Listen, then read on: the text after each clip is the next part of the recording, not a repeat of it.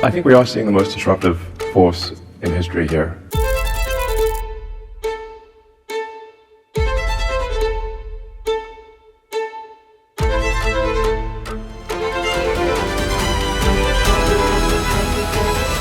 No job is needed. The AI will be able to do everything. नमस्कार, in focus में आपका स्वागत है। इस समय मैं लंदन में हूं। किसी पर्सनल कार्यवश यहां आना हुआ। तमाम खबरों पे नजर गई, मगर एक खबर पे आंख अटक गई। अब सोचिए कि अपने घर में, अपने रोजमर्रा के जीवन में आप चैट जीपीटी पे कितनी बार जाते हैं, कितने अपने दिल के अरमान और तमाम सवाल उससे पूछ डालते हैं। छोटे छोटे वीडियो भी बनाते हैं। एआई की मदद तमाम लोग लेते हैं। यही एआई जो कि एक समय लोग कह रहे थे कि आपकी नौकरियों पे खतरा बन जाएगा, उसने एक नया खतरा पैदा कर दिया है। जी हां साहब, आप और मेरी जैसी उम्र के लोग एक समय पे लोड शेडिंग नाम के शब्द से बहुत वाकिफ थे। लोड शेडिंग शायद जेनजी को नहीं पता होगा क्या होता है। 10-10, 14 घंटे घरों पे बिजली नहीं हुआ करती थी, आपूर्ति नहीं थी। हालात ये थे कि गांव दर गांव चले जाइए, मीलों तक वहां पे अंधेरे का आवास हुआ करता था, रिहाइश होती थी। बाद में हालात बदले, लेकिन ये हालात आप सोचिए कि भारत जैसे विकासशील देश या गरीब देश में हो, माना जा सकता है। लेकिन आप ये सोचिए कि पूरा यूरोप, अमेरिका और तमाम संपन्न देश जहां पर कैपिटा इनकम बहुत हाई है, उन देशों में एक नया खतरा पैदा हो गया है। एक ऐसा संकट पैदा हो रहा है जो कि कुछ समय बाद निश्चित तौर पे भारत के दरवाजे पे आएगा। अब मैं बताता हूं क्या क्या हो रहा है। बिजली की कमी के कारण गूगल ने इस साल की शुरुआत में बर्लिन के पास एक डेटा सेंटर की योजनाओं को रद्द कर दिया। फ्रैंकफर्ट के एक डेटा सेंटर का विस्तार रुका हुआ है क्योंकि पावर जनरेशन यूटिलिटीज 2033 तक पर्याप्त बिजली नहीं दे पाएंगी। उसके अलावा माइक्रोसॉफ्ट को बिजली की कमी ने डेटा सेंटर इन्वेस्टमेंट को आयरलैंड और यूके की जगह नॉर्डिक देशों में ले जाने का फैसला किया है। सोचिए, बिजली का एक ऐसा संकट आ रहा है जिसके कारण दुनिया की बड़ी बड़ी कंपनियां जैसे गूगल अब अपना निवेश कर रही हैं बिजली के उत्पादन के लिए। इस इनफोकस में आगे बात करेंगे डिटेल में क्या हो रहा है और क्यों हो रहा है।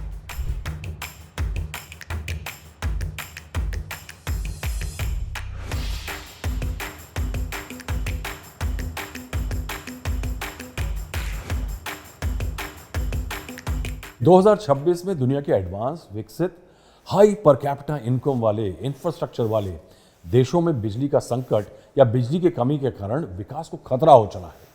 ये बात अनहोनी लगती है, मगर सुनिए, विकसित देशों में ये हो रहा है। 2025 में यूके ग्रिड ऑपरेटर्स ने 1.4 बिलियन पाउंड ईंधन पर खर्च किया और उसके बदले जो सस्ती विंड टर्बाइंस थी उनको बंद कर दिया। क्यों? क्योंकि वो कंजम्पशन एरियाज जहां डेटा सेंटर ज्यादा हैं उससे जुड़े हुए नहीं थे। 2025 में ही सिलिकॉन वैली में डेटा सेंटर जो है ठप हो गए। कारण यूटिलिटी जो थी पर्याप्त बिजली थी सप्लाई देने में सक्षम नहीं थी। एक डेटा सेंटर जिसे डिजिटल रियलिटी ट्रस्ट इंक ने 2019 में बनाने के लिए आवेदन किया था, डर है कि वो वर्षों तक खाली पड़ा रह सकता है। 2026 में हाल ही की बात है कि नेदरलैंड्स में chip investment company ASML holding, जो कि इतना वजन रखती है कि उसका नुकसान डच अर्थव्यवस्था और आर्टिफिशियल इंटेलिजेंस के ग्लोबल विकास को खतरे में डाल सकता है, इस कंपनी ने एक बड़ी विकास और निवेश की योजना बनाई थी। आइंडहोवन इलाके में एक नया कॉम्प्लेक्स जिसमें 20,000 लोगों को रोजगार मिल सकता था। अब ये योजना लटकी हुई है। कारण क्यों? कि बिजली की गारंटी नहीं है लॉन्ग टर्म। अब ये तय नहीं है कि इसे बिजली कनेक्शन मिलेगा या नहीं। ये कंपनी नीदरलैंड में 12,000 व्यवसायों में से एक है जो इलेक्ट्रिक ग्रिड से लिंक सुरक्षित करने के लिए वेटिंग लिस्ट में है। डच ग्रिड ऑपरेटरों के संघ ने नीदरलैंड के अनुमान लगाया कि ग्रिड ऑपरेटर के साथ सालाना $9.3 बिलियन का निवेश करने के बावजूद ग्रिड कंजेशन जो है वो 10 वर्षों तक जारी रह सकता है।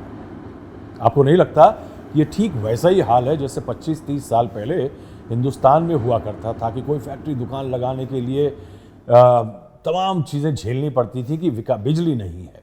विकास जो है वो बिजली, इलेक्ट्रिसिटी अवेलेबिलिटी की पटरी पर दौड़ता है। बिजली विकास लाती है, विकास से देश अमीर होता है और अमीर देश बिजली ज्यादा कंज्यूम करते हैं। मगर यूरोप और अमेरिका जैसे विकसित देशों में करीब 15 साल बाद एक ग्रिड स्ट्रेस दिखाई दे रहा है। ब्लूमबर्ग ने G20 देशों में पावर डिमांड और प्रोजेक्शंस पर एक अभी एनालिसिस करी। देखिए ब्लूमबर्ग की एनालिसिस क्या कहती है। 2001 से 12 तक दुनिया के बड़े देशों में पावर स्ट्रेस था। ये पिंक और ये जो डार्कर शेड है ये 2015 के आसपास आते आते कम हो गए थे। लेकिन आप देखिए यही स्ट्रेस दोबारा वापस आ गया। अगर आप चार्ट को देखेंगे, फ्रांस, ऑस्ट्रिया, जर्मनी, कुछ देश ऐसे हैं जिनमें ये स्ट्रेस कम है। क्यों? खासकर इसलिए कि फ्रांस जैसे देश कंप्लीटली न्यूक्लियर हो गए हैं और उनके पास सारे डेटा सेंटर्स के आसपास बिजली पहुंचाने के लिए करीब करीब काफ़ी बिजली है। बाकी सभी बड़ी इकोनॉमीज क्राइसिस में दिखाई दे रही हैं। ये देखिए ऐसा ही स्ट्रेस हिंदुस्तान में भी दिखना शुरू हो गया है और इस संकट के गहराने के चांसेस ज़्यादा होने के कई कारण हैं। जो आर्टिफिशियल इंटेलिजेंस का साम्राज्य है वो गहराता जा रहा है, बढ़ता जा रहा है। 2025 में 80 करोड़ लोगों ने पर्सनल और प्रोफेशनल कारणों से चैट जीपीटी का इस्तेमाल किया। जुलाई 2025 में 18 बिलियन मैसेजेस इसके माध्यम से भेजे गए। 2.6 बिलियन डेली मैसेजेस। 6 में से एक व्यक्ति इस समय आर्टिफिशियल इंटेलिजेंस यानी इसका इस्तेमाल कर रहा है। अनुमान यह है कि दुनिया में हर छठा व्यक्ति आर्टिफिशियल इंटेलिजेंस का इस्तेमाल कर रहा है। मेटा और माइक्रोसॉफ्ट नए परमाणु ऊर्जा संयंत्र को लगाने के लिए काम कर रहे हैं। ओपन एआई और राष्ट्रपति डोनाल्ड ट्रंप ने स्टारगेट पहल की घोषणा की, जिसका उद्देश्य था 10 डेटा केंद्रों के निर्माण के लिए अपोलो अंतरिक्ष कार्यक्रम से अधिक $500 बिलियन खर्च करने का, जिसमें प्रत्येक को 5 गीगावाट की बिजली की आवश्यकता हो सकती है। Together, these world-leading technology giants are announcing the formation of Stargate.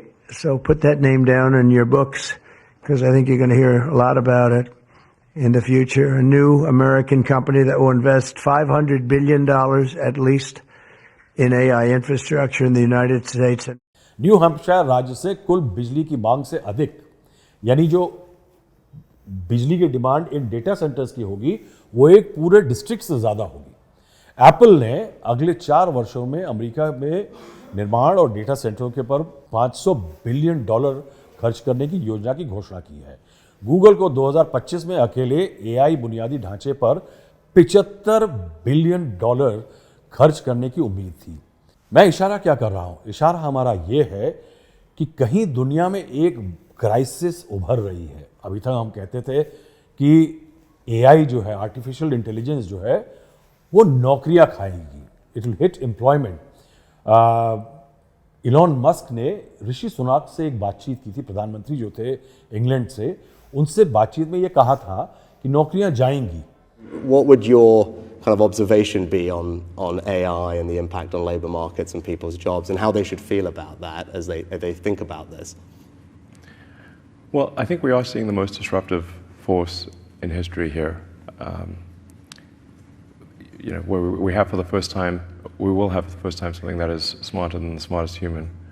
And that, I mean, it's hard to say exactly what that moment is, but there will come a point where no job is needed. You can have a job if you want to have a job for sort of personal satisfaction, but the AI will be able to do everything. So I don't know if that makes people comfortable or uncomfortable. लेकिन ये एक नया खतरा है। AI से सिर्फ नौकरियां ही नहीं, बिजली का और पानी का एक दुनिया में नया संकट खड़ा होने वाला है। अब संभावना ये है कि हमारा जो एआई पदचिन्ह है, फुटप्रिंट है, आज फ्यूचर से बहुत छोटा है। दिसंबर में लॉरेंस बर्कले नेशनल लेबोरेटरी द्वारा प्रकाशित नए अनुमानों के अनुसार 2028 तक डेटा केंद्रों में जाने वाली आधी से अधिक बिजली का उपयोग एआई के लिए किया जाएगा। उस समय अकेले एआई सालाना, यानी आर्टिफिशियल इंटेलिजेंस सालाना उतनी ही बिजली की खपत कर सकता है जितनी 22% अमेरिकी घरों में होगी। 22% अमेरिकन होम्स में जितनी बिजली खर्च होगी वो AI पे जा रही होगी। MIT Massachusetts institute of technology के अनुसार एक रिसर्च कहती है कि चैट GPT अब दुनिया की 5वीं सबसे ज्यादा देखी जाने वाली वेबसाइट होने का एक असेसमेंट है, इंस्टाग्राम के ठीक बाद और एक्स से आगे। अनुमान यह लगाया गया है कि ओपन AI के GPT-4 को ट्रेन करने के लिए, सिर्फ ट्रेन करने के लिए $100 मिलियन से अधिक लगा। मगर हैरत की बात यह है कि 50 गीगावाट आर ऊर्जा का उपयोग हुआ। यह सैन फ्रांसिस्को शहर को 3 दिनों की बिजली दे सकता है। अब इस बिजली की खपत को आम आदमी की आर्टिफिशियल इंटेलिजेंस की सर्चेस पे ले जा करके चलते हैं, देखते हैं कि क्या होता है। जो मेटा है, मेटा का लामा है, उसकी बिजली की भूख कैसी है। लामा 3.1 जो है 8B, वो सबसे छोटा मॉडल है लामा। इसमें 8 बिलियन पैरामीटर्स हैं। इस्तांबुल यात्रा कार्यक्रम बनाने, अगर आपको इस्तांबुल जाना है किसी को और उसका कार्यक्रम बनाने के लिए वो इसके पास जाता है, तो एवरी क्वेरी लगभग 114 जूल्स की बिजली लगेगी इसमें। इससे इस 114 जूल से 6 फीट की ई बाइक की सवारी हो सकती है। छोटा लगेगा आपको ये, मैं अभी आंकड़े और बताता हूं। मेटा को जो लामा 3.1405B है, उसकी बिजली की भूख देखिए। ये जो 3.1405B है लामा, इससे 50 गुना अधिक पैरामीटर्स हैं। एक रेस्पॉन्स के लिए 3353 से लेकर के 6700 जूल तक की बिजली इसमें खर्च होती है और इससे 400 फीट ई बाइक चल सकती है। 400 फीट तक 8 सेकंड तक आपका माइक्रोवेव चल सकता है। अब स्टेबल डिफ्यूजन नाम का 3 मीडियम जो है, उस प्लेटफॉर्म को देखते हैं कि बिजली की भूख उसकी कैसी है। एक स्टैंडर्ड क्वालिटी पिक्चर जो हम लोग बनवाते हैं इंटरनेट पे, उसमें करीब 1141 से 2282 के करीब, यानी डबल के करीब जूल्स की आवश्यकता होती है। अब पिक्चर की गुणवत्ता में सुधार करना हो, अगर पिक्चर क्वालिटी इंप्रूव करनी है, तो 4402 जूल की जरूरत पड़ती है। इससे 250 फीट ई बाइक चल सकती है। 5.5 सेकंड आपका माइक्रोवेव ओवन चल सकता है। कोड कार्बन वीडियो, ये वीडियो बनाने का संयंत्र है।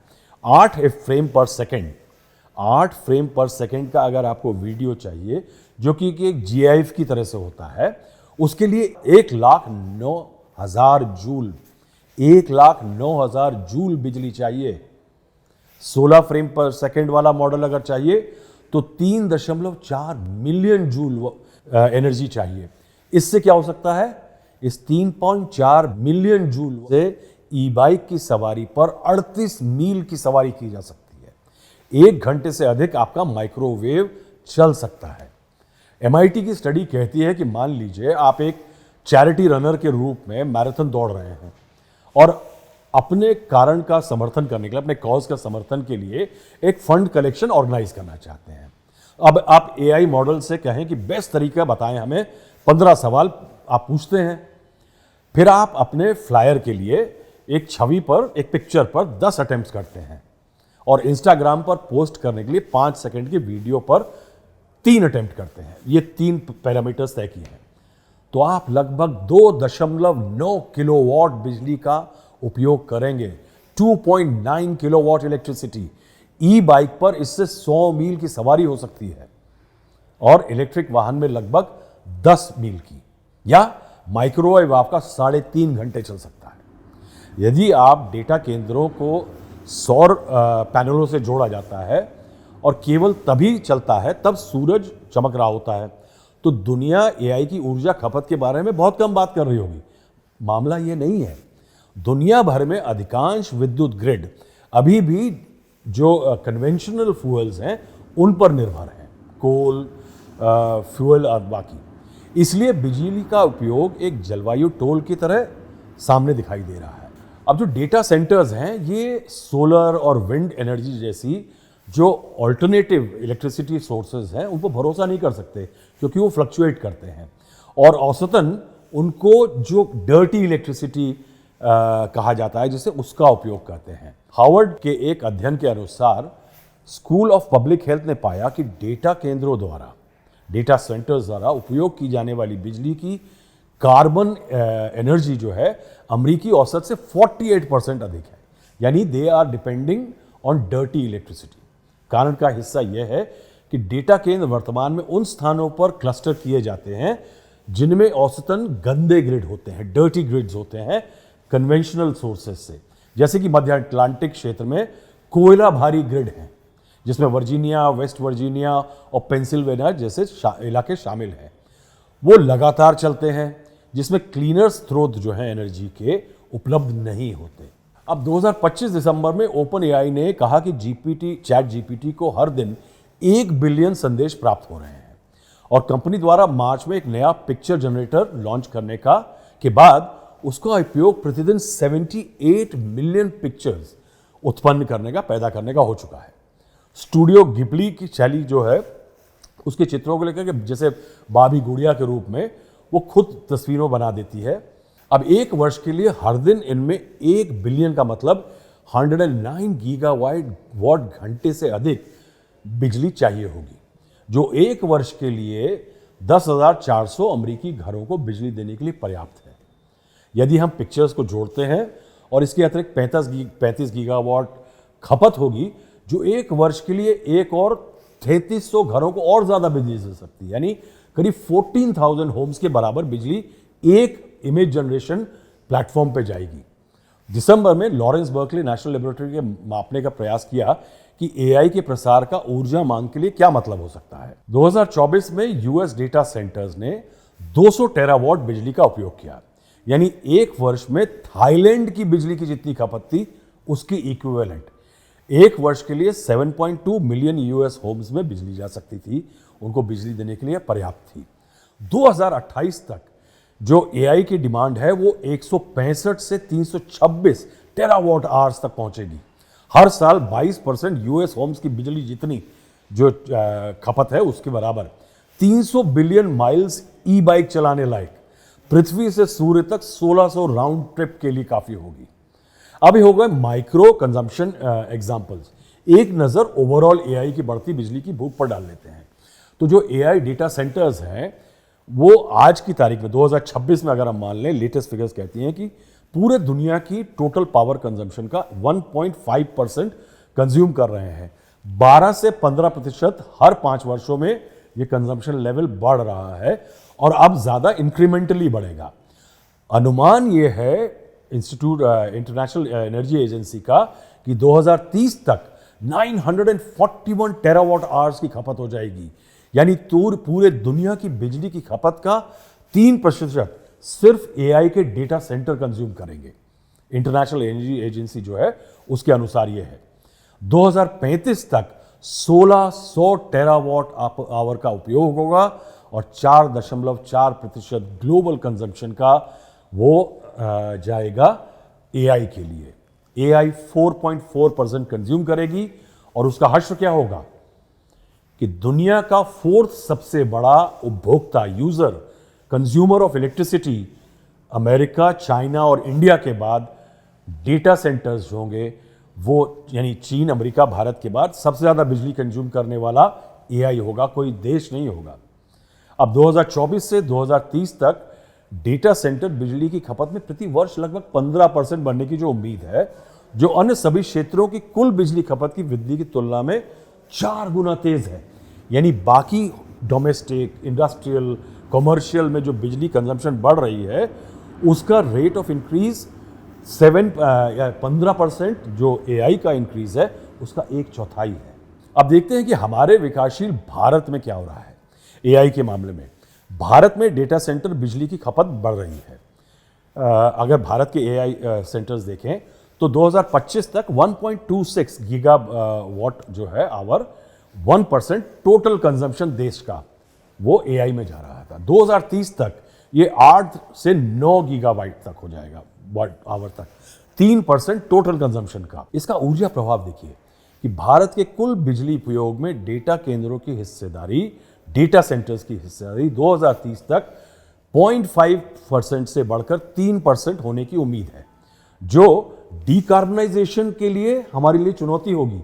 बिजली उत्पादन आपूर्ति जो हाइलाइट्स हैं 2025 और 26 के कुल क्षमता जो है वो भारत की जो है वो 500 GW है, भारत में कुल उत्पादन जो था वो FY फाइनेंशियल ईयर 25 में करीब 1824 बिलियन यूनिट्स था।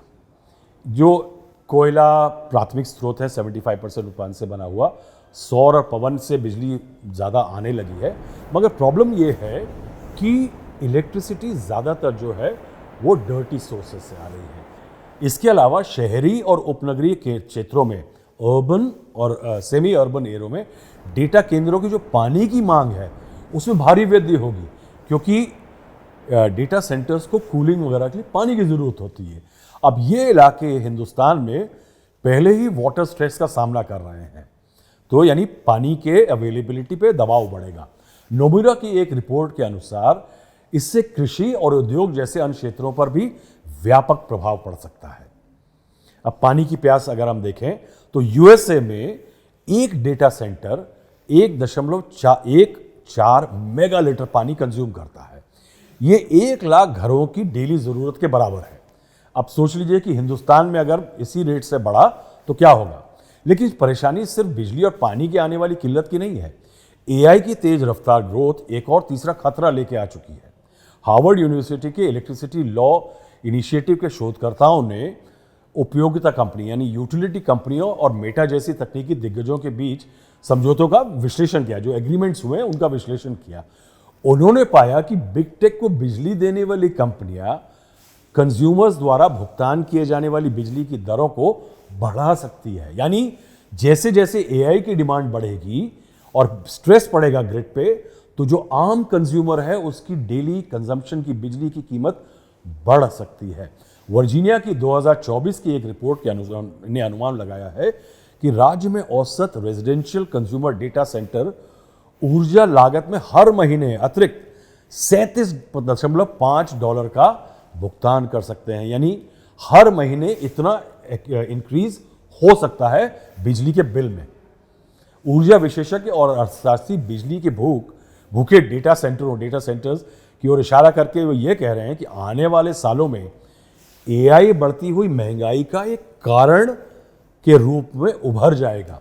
यानी क्या होने वाला है, नौकरी पे खतरा, बातचीत चल रही है, बिजली पे स्ट्रेस पड़ेगा एआई के कारण, पानी पे स्ट्रेस पड़ेगा, आम कंज्यूमर के बिजली के बिल भी बढ़ सकते हैं।